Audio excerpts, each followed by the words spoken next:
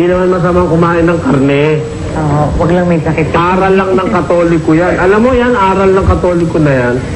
Actually, aral ng demonyo yan, sabi ng Biblia. Nasa unang Timoteo 4:3. Alam mo, may depekto pa dyan sa ano eh. Sa Kastil, sa Tagalog eh. Anong depekto? Ipinagbabawal dyan ang pag-aasaway ka. Yung palatandaan ng mga may aral ng demonyo. Ipinagbabawal dyan ang pag-aasaway ka. Yung palatandaan ng mga may aral ng demonyo. Apo. Bawal ang mag-asawa tapos pinag-uutos lumayo sa lamangkati.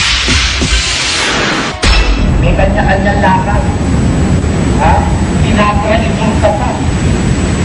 Pinipilit mo sila. Sabi ko, huwag na kayong mag-asawa. Pinipilit mo sila. Sabi ko, huwag na kayong mag-asawa.